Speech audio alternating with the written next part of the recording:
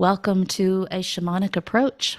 I'm Angela Faith, shamanic practitioner and mentor with Sandra, who is in Canada, and I am in Shepherdsville, Kentucky. So exciting to be able to join this way through Zoom, Sandra. Oh, Welcome. I always love when can get together. The distance and time just is irrelevant. Here we are sharing the same space.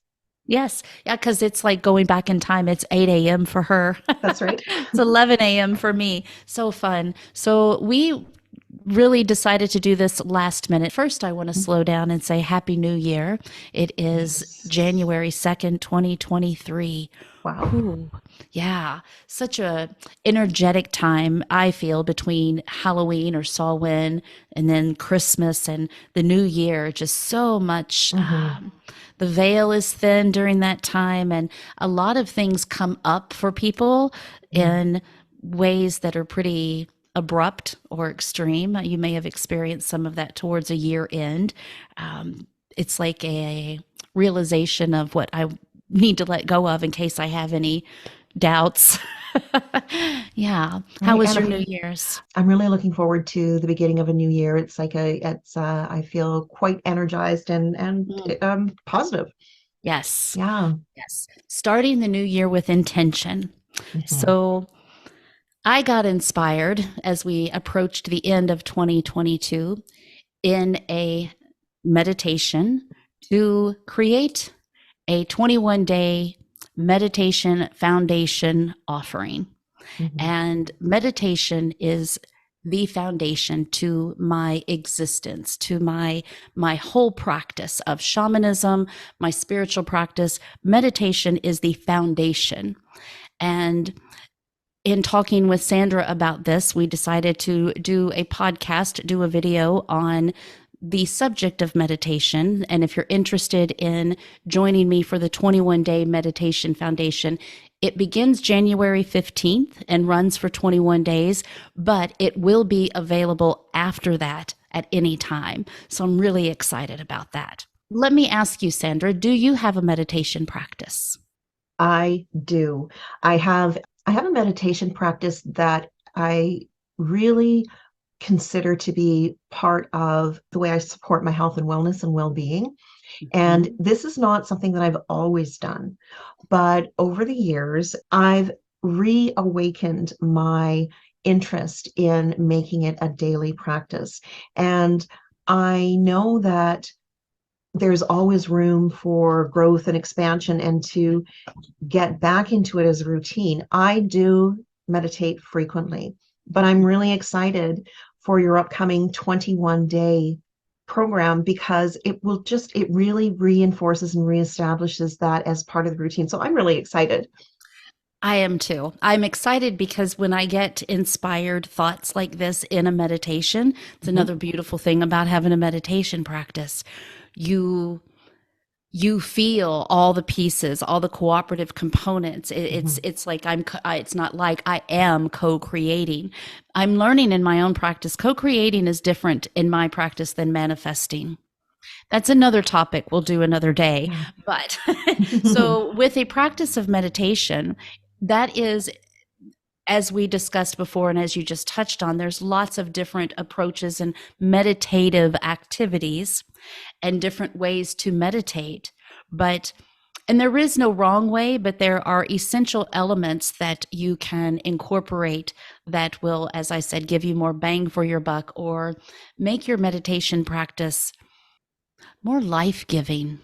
Oh, I like that. Uh, Life giving. Hmm. yeah, there are so many ways to do it, but I personally feel that having a foundation of knowing how to meditate, a ritual, routine, a way that works for you, and again, it can be different, but I think having that as your basis, sort of as the foundation, allows you Exactly. to then draw in more different, maybe more fluid ways Mhm. of doing it. But I think the foundation, the basics of the practice is something that I think is really valuable to learn and to teach. Yes. So I would like to touch on that. We talked a little bit about structure. One thing that I practice is structuring in the things that are important to me Mm. that allow my life to flow. So let me talk on that a little bit more. I know often I in my practice or when I talk to people, I will do as I just did you. Do you have a meditation practice? And I hear often words like I try or yes, and then I'll say, "Oh, what does that look like?" And what it typically is inconsistent. And that is what I see that is challenging, or there's that resistance. And with Mm. being inconsistent, it can bring some benefits, absolutely. But to really get some momentum going and being in that by creating the structure. So what I was shown in a meditation is that rivers have banks, oceans have shores. Even water needs structure to flow. Mm. Yeah. So, by creating a foundation or a structure, a solid structure to whatever life I'm co creating or building, it can flow within that structure. But if I don't structure in the things that are important to me or a foundation, then everything is going to, if you think of water, it's going to just spill out. My energy is Mhm. just going to spill out. And if you're thinking of a foundation, it's going to crumble whatever you build on it. And I'm sure a lot of us, I know I have, and I know you have, and many that are listening, I'm sure have experienced building something in your life or creating, whether it's a job or a relationship that you just thought was everything, and it crumbles. It doesn't, it's not sustainable.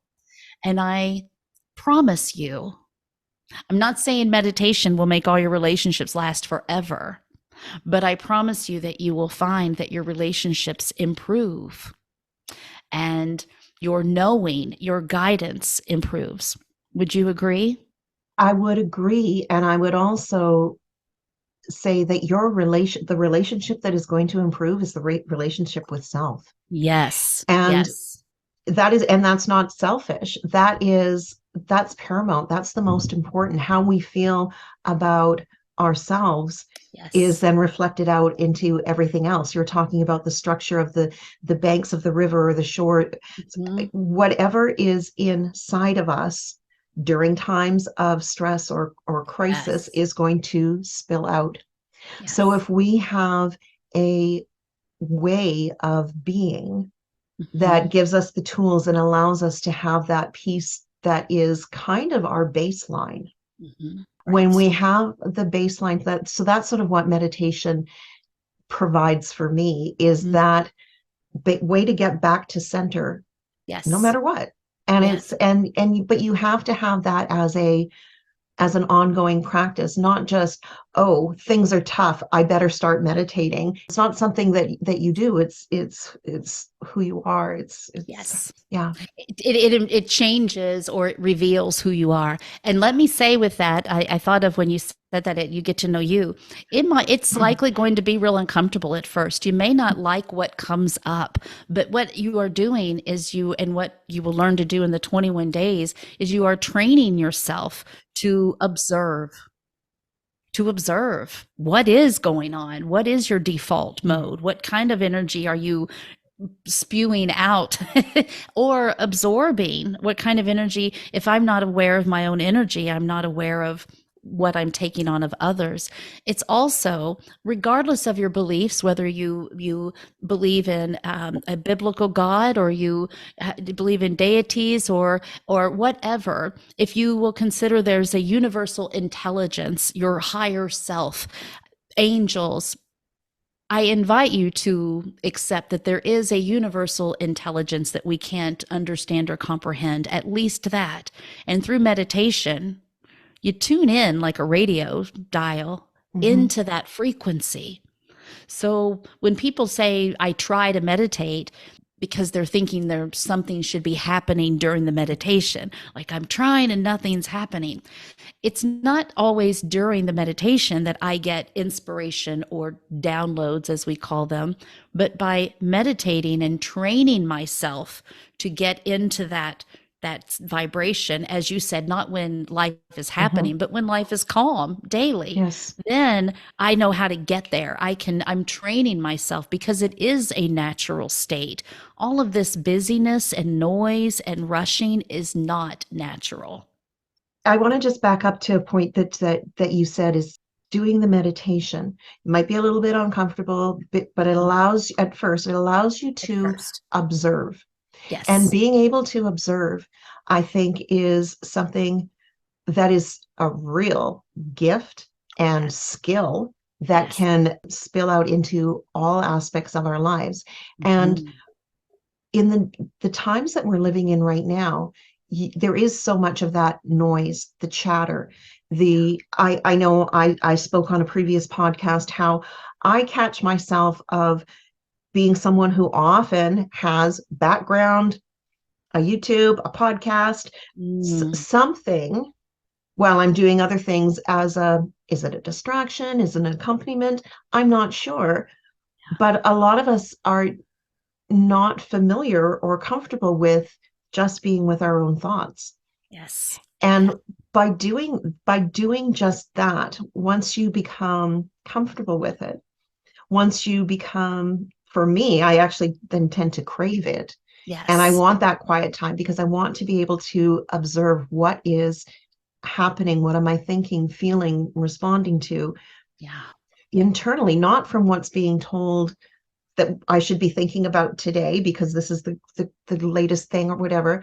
Yes. Slowing that down and then that observation, that having that skill set to be able to do that when Mhm. you're out in the world, whether it be Yes. in nature or in the grocery store or driving down the road, you have you're more tuned in on that frequency, and having Mhm. that ability to observe is a real asset.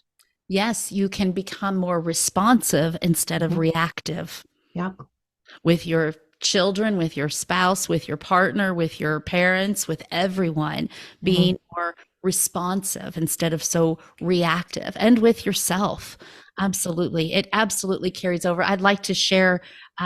So the intuition is something we are all born with. It's not something some of us have and some of us don't, but it's like a muscle that's not used. It can atrophy, or we cannot trust it.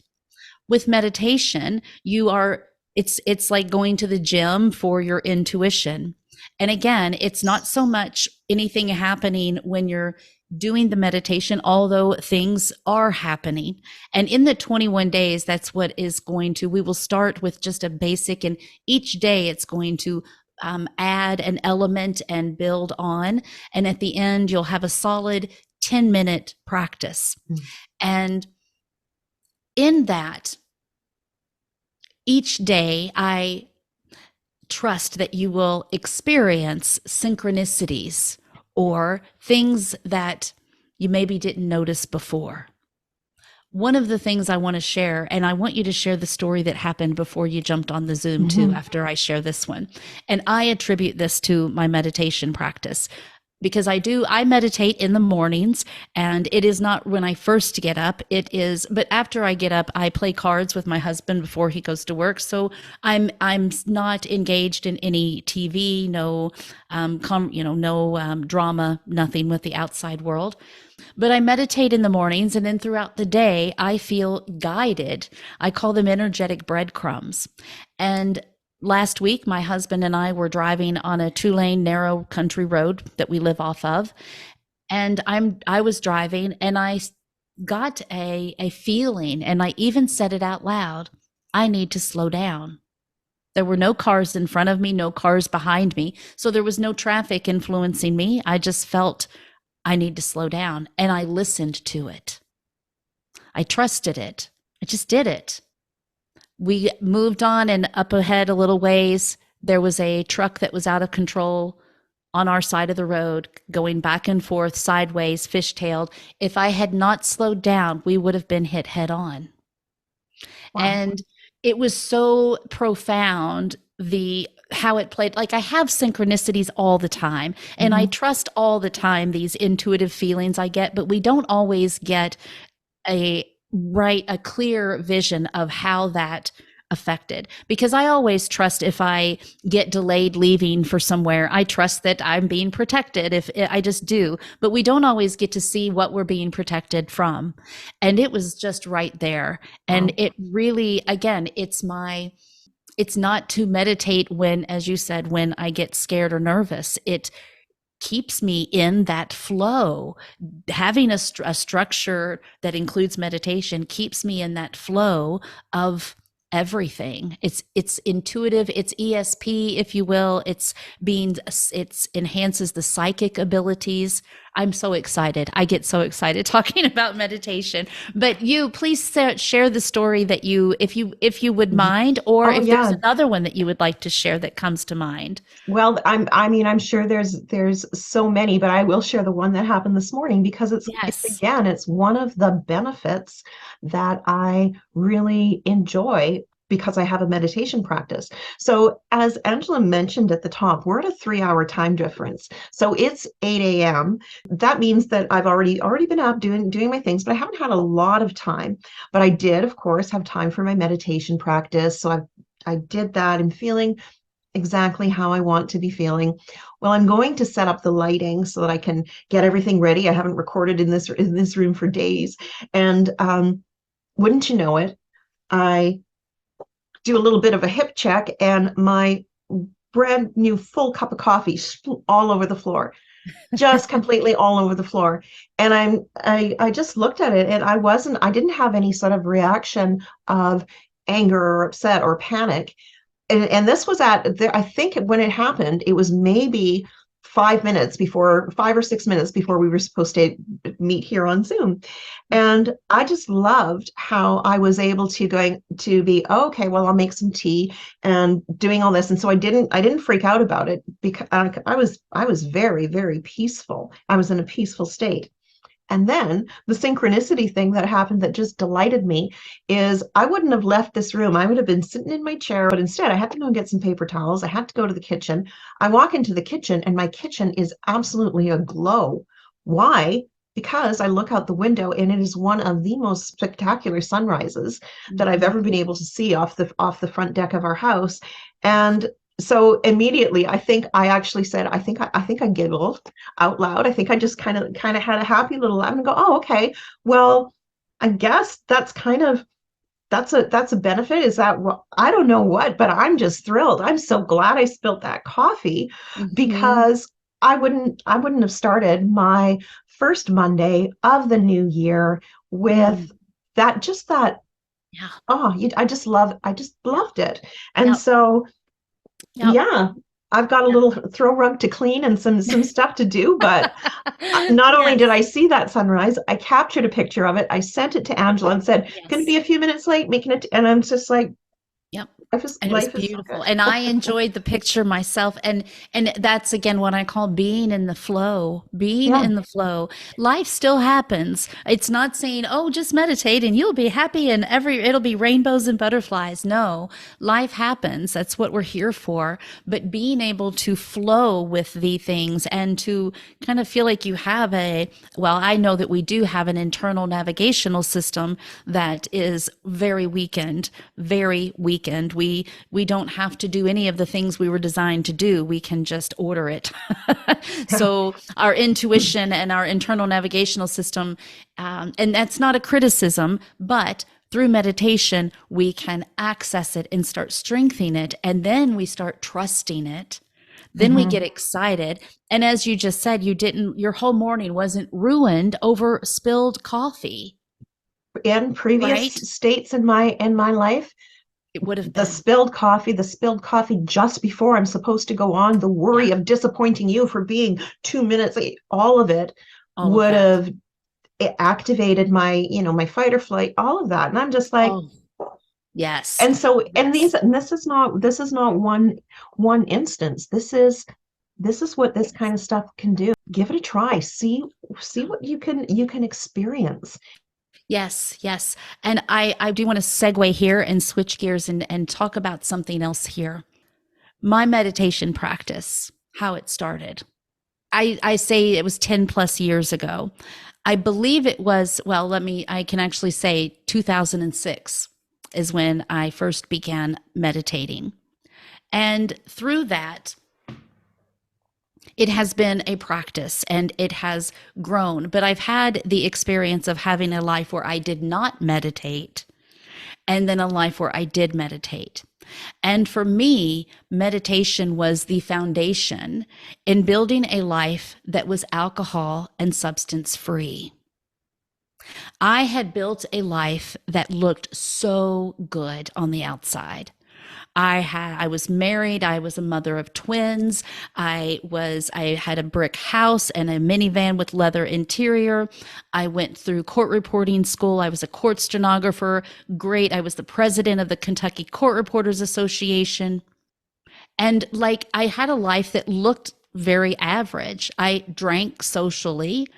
And I would tie one on occasionally. It was very acceptable in my world from a very young age. But I had no practice. I had no foundation. And I was in fight or flight mode and I was in survivor mode. I was surviving and I felt like I was doing a damn good job at it. Look at my things. I have an income. I'm doing well. And life happened. My mother passed away. My girls grew up. I got divorced. And I found myself turning to escapism with alcohol. And this thing that was very socially accepted and always a part of my life suddenly turned on me. And through learning how to live in a whole different way, my whole structure collapsed. The structure, the foundation that I had built this whole world on, when life showed up, because it's not like, oh, poor me, my mom died, and I went, things happen to everyone. It wasn't personal. People are going to transition. Life is going to challenge us. And I'm not even going into the whole part about being a sensitive soul and how alcohol helped me feel normal in a world where I felt very abnormal. But I found that this thing that was once very acceptable and a friend to me wasn't anymore. Well, how do you stop doing something that you've always done in a world where everybody else seems to be doing it? How do you do that? So when someone tells me meditation is hard, oh, honey, no. And those that work with me know I'm a no nonsense kind of mentor. I'm gentle, of course, but I also know that we are capable of so much more than we give ourselves credit for. So much more. And so through meditation, because in a 12-step program, one of the steps are sought through prayer and meditation to improve my conscious contact with a higher power, a higher source, whatever that is for you, something, a universal intelligence. So I started meditating, and that looks different for different people, but when your whole life depends on it, I was inspired. I was encouraged. And then later in life, I did take a 200-hour yoga teacher training. That took my meditation to another whole complete different level. And then I later got a bachelor's in metaphysics. So that is foundation in that first chapter in the curriculum, meditation, foundation. I've studied mediumship. I teach mediumship. I'm a natural medium. If anybody comes to me wanting to enhance their mediumship, you got to meditate. Psychic abilities, intuition, spirituality, self-love. Like I could keep going. I'm not even talking about like the blood pressure, the the stress levels, all of the endorphins, like all of that is another whole, like Google, you can get all of the health benefits of it. So I'm curious as I get, because I've been mentoring people also for over a decade. I see so much resistance to meditation. And I find that curious, even when I teach it in my 12-week mentoring program, but I think I'm not able to cover it as deep as I want to. But what do you think about that? What do you think, Sandra, is the resistance to meditation? I have a thought on it, but I'd like to hear yours first.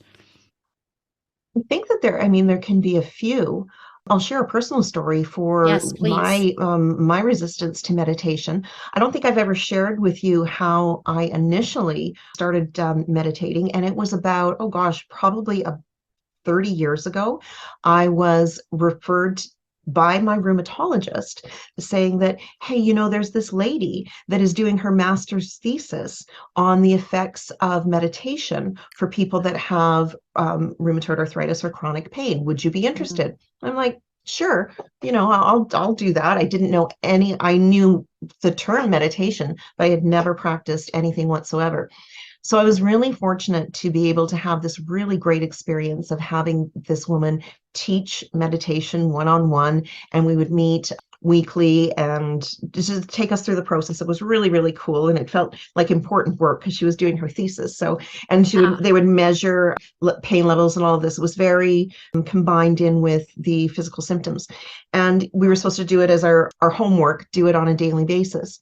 And I did the study, but I didn't fall in love with meditation. It never really clicked with me. I didn't create the sacred container or the space for it. Did I really get anything out of it? Not really sure.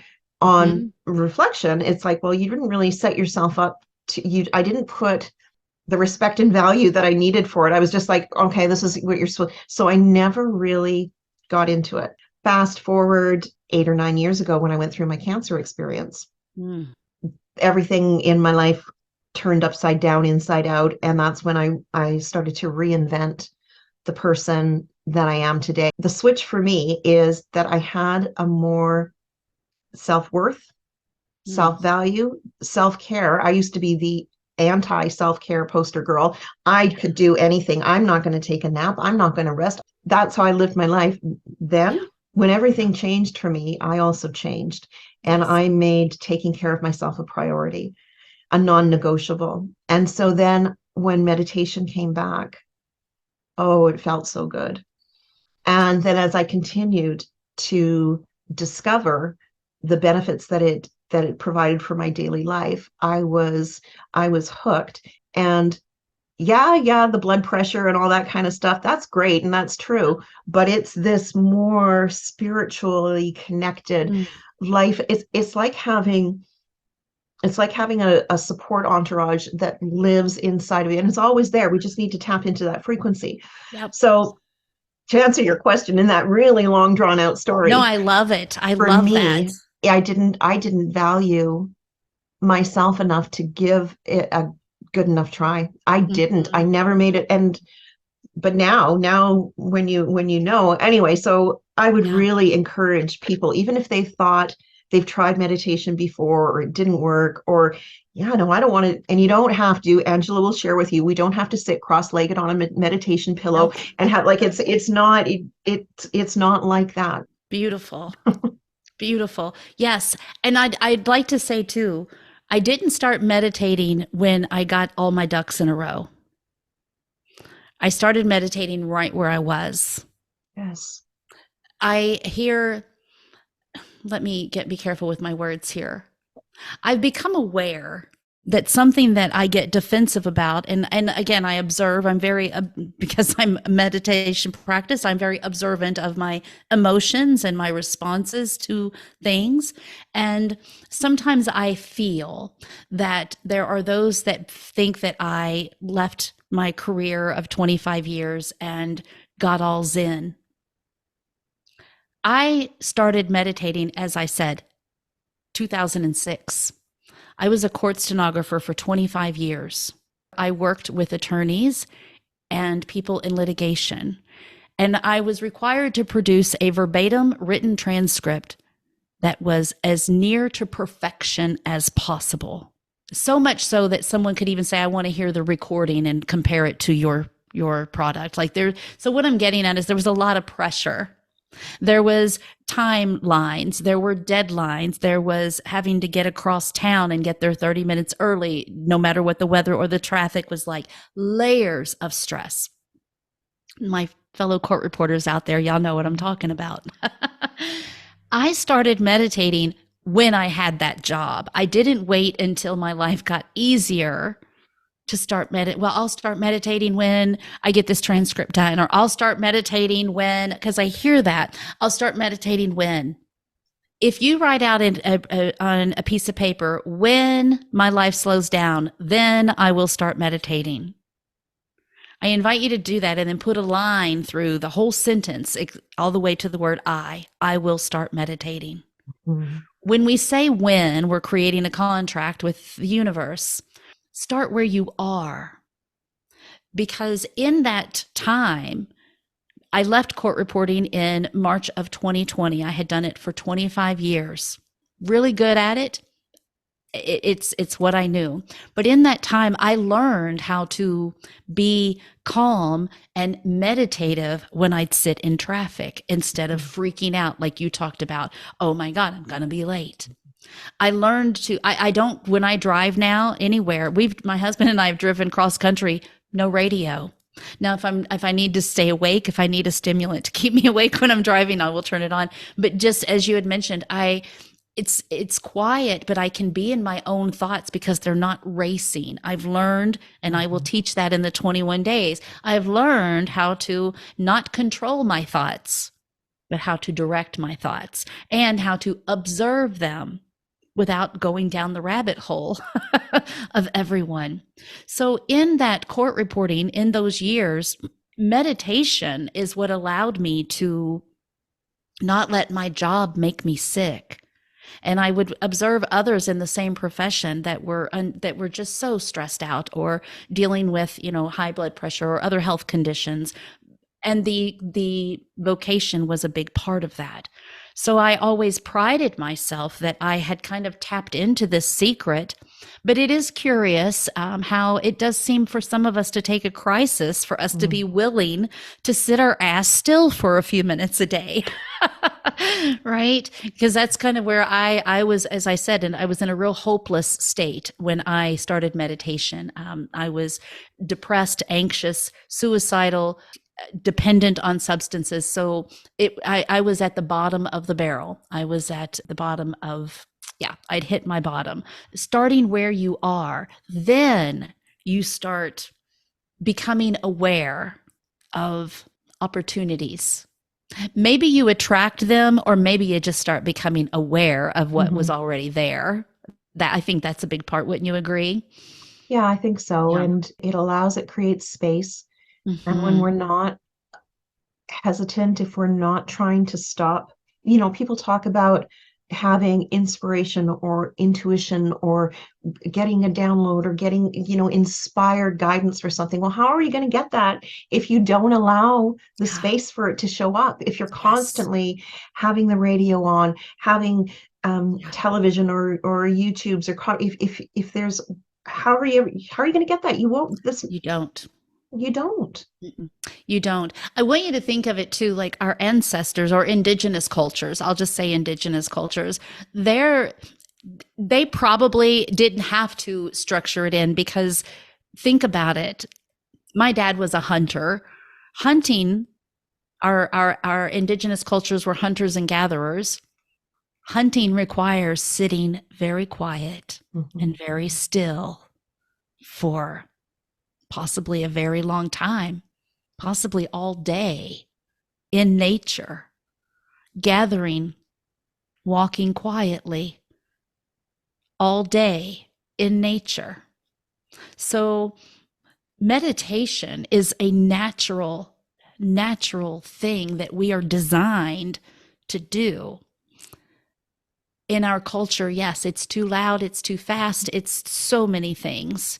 And by structuring in and creating a foundation or a life that has a foundation of that is meditation, you can co-create a life beyond what you could even dream for yourself. Beyond that, I have demonstrated it and I've watched others. I know it's not just me. I've studied with others that have committed to a meditation practice. And that's one of the things we're going to do on day one is just making that commitment, making the decision, because I know that when I make a decision, cooperative components begin to conspire to support me. But if I don't make the decision, if I try, if I half measure it, cooperative components have nowhere to conspire on my Mhm. behalf, right? So, creating that foundation of meditation will allow you to co-create a sustaining life that flows. It's not about creating the life and then holding on to it for dear life, but being able to flow with the beauty of the world that is ever changing. Yeah. Mhm. Life still happens, but my meditation is like you said the word non-negotiable. It is a matter of life for me. Mhm. I won't, what's the word I'm looking for? I don't want to say sacrifice, but yeah, even I put my phone on silent. I don't, there's nothing that comes before it or gets in the way of it. I'm very protective over that. Yeah, it's a Mhm. priority. Yes, yes, it's a Mhm. priority. Absolutely. Mhm. All right. Well, I think I am winding down on the subject. Mhm. I can't, nothing else is popping up in my head that I'm so excited to share. Anything that you would like to add before we wind down? Just that there's a real benefit. There's so many benefits that you can find by doing a meditation practice, and you can make it really beautiful and really, really fun. It's actually one of yeah, it's a real enjoyable practice that has so much to offer. So I Yes. can't wait. It starts your 21 days starts on January 15th. Yes, January 15th. And how that works is you don't have to show up at any time for 21 days. You will wake up to an email in your inbox with a recording, and it will have some tips, and they won't be any longer. The longest I'm thinking will be 15 minutes, but they won't all even be that long. So, and I will share a little bit of a teaching or speak on, whatever we're incorporating, and then we'll build on it each day. And each day it's my intention for you to be excited to come back the next day to see what we're going to do next. Because meditation, it doesn't have to be hard. It Mm, doesn't have to be. I think what makes it hard is there's so much information out there, and there are so many ways. But again, what I'm going to teach you is, I'm not saying don't do the other ways. Please do the other ways. But the methods that I'm going to share are very simple, very fun, very effective. So I'm going to share it in a way that you have more freedom, but yet some structure to flow. You will get a recording. There will also be a private Facebook group for those that like to participate in that way, and the recording will be shared in the Facebook group as well. And I may jump on there and do some lives when I feel inspired to. And it'll also be a place for people to share their synchronicities, share their revelations. I will ask everyone, as I said, the first day is really going to be about making that decision and that commitment to yourself to show up, because you can watch the recording any time of day that works for you. sounds I'm great. excited. I'm so excited. I just can't even explain. So the 21-day meditation foundation, if you're interested in participating in that, you can go to angelafaith.love. That's my website, and go to the menus tab, and you'll see a tab for 21-day meditation foundation. It gives all the information there, and at the bottom is the button to register. So you'll want to register obviously before January 15th. And yeah, it's that easy. It is $21 for 21 days. The link for that's going to be at the bottom of this video, so make it really easy for people to find it. Very good. Yes, very Yeah. good. Well, Sandra, thank you so much for joining me today to talk Thank about you. this subject that is life-giving, and that's what I want to share. If you don't do anything else, just adding this practice to your life, it's a game changer. Sure is. Yeah. Thank All you. right. Thank you, everyone. Have a happy new year. You are safe. You are supported. You are love. And I love you. Thank you for joining us. Thank you. Bye. Bye.